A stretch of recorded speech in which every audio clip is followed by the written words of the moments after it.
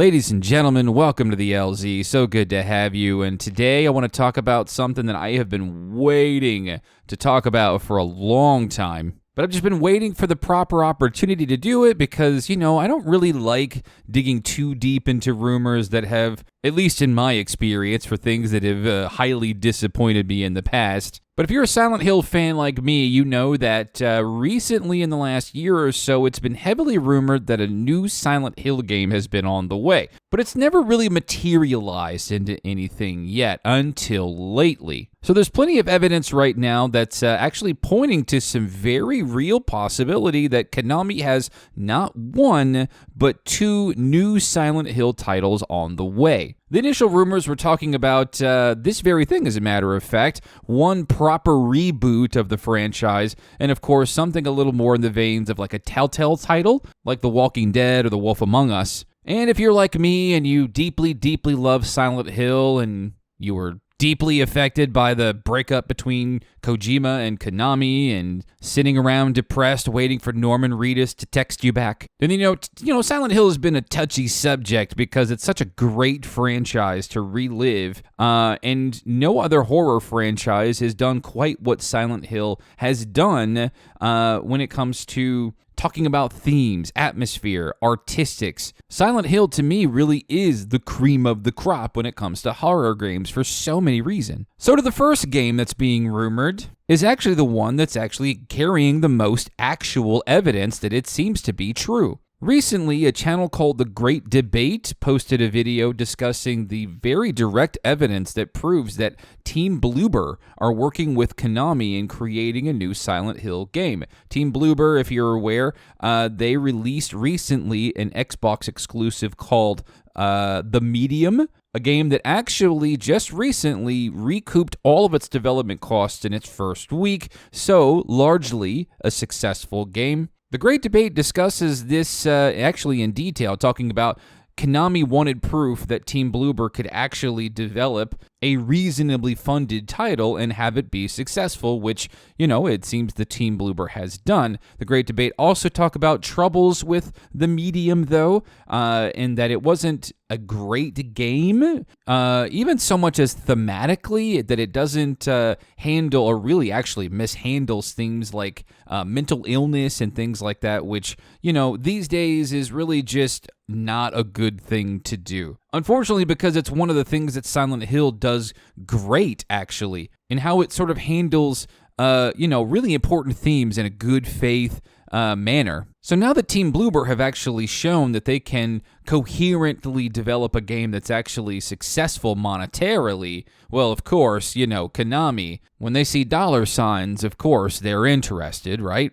Which is weird because all the hype that the PT demo created, you would think that Konami would not want to leave all of that hype money on the table, but, But this isn't a new thing. Konami is definitely one for taking one of their prized franchises and giving it to studios that maybe aren't as proven as they should be. Both Silent Hill Downpour and Homecoming are exactly examples of this, right? They gave Silent Hill Homecoming to a studio that had recently at that moment, renamed itself to Double Helix, that had no history of developing horror titles that it could speak of at that moment, and it's just like, here, make a Silent Hill. Now, of course, to be fair, Homecoming and Downpour definitely had their merits. They weren't great games. They were definitely not good Silent Hill games by the standard that the previous games before them had created, but, your mileage may vary. It's definitely something that, it could be your type of horror. That's fair. Now, of course, I want for Bloober Team to be successful and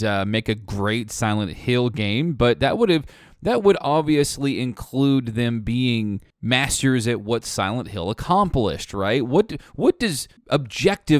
makes a good Silent Hill game? There's several pillars, and actually this is why the PT demo was so successful. It doesn't rely on jump scares, it relies on atmosphere and environment. Obscurity, the scare that exists but never comes, right? The first Silent Hill games did a very good job of making you feel uneasy without even really needing to do much. Just simply existing in its environment was enough to make you feel uneasy about what was happening. When you get to the later Silent Hill titles, they don't really do that. It's about cheap cheese and scares and things jumping out of closets and whatnot.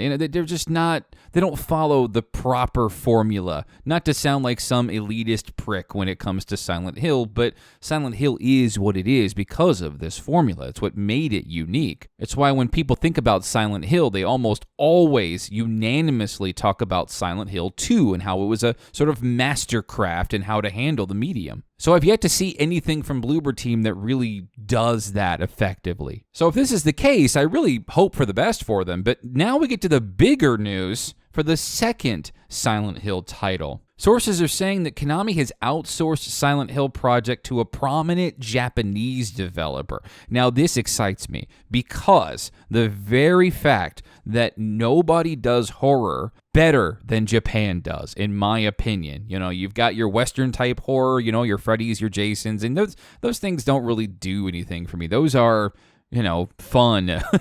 But of course, the first Silent Hill game that's being rumored has a ton of evidence posted and it's actually pointing at its validity. But so does the Japan-developed one because famed series composer Akira Yamaoka, who has been long involved with the Silent Hill franchise and really all of its other surroundings, right? Like the movies and things like that. When you think about Silent Hill and you think about sound, Yamaoka was it. He was the guy. He was the one that coined one of my favorite phrases, and one of the reasons why I really love Silent Hill is that silence is a sound too, right? So just being able to use sound appropriately in its environment, it's one of the things that makes me feel uneasy when playing Silent Hill and what makes it great. He also confirmed that he is working on a game project, quote, the one you've been hoping to hear about. These comments were since deleted and denied by Konami. Now, when you put two and two together, Yamaoka and the one you're waiting to hear about, I mean, let's just be honest.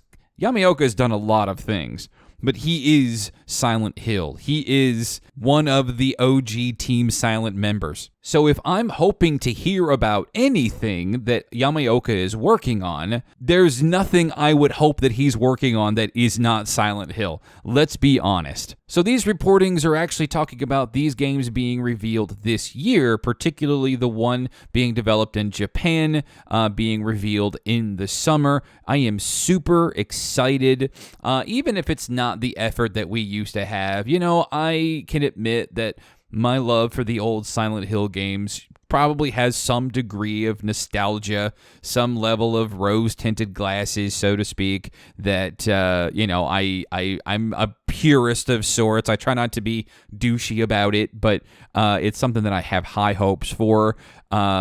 And maybe they can innovate in different ways that expands upon that formula, right? But what's very key is if you're making a Silent Hill game, there's a specific thing that you need to do with its formula, right? It can't just be a horror game like Outlast that just has you running from naked dudes in the dark, right? It's not that one-dimensional, right? Silent Hill has layers to it that I don't even think I could fully appreciate until I was an adult.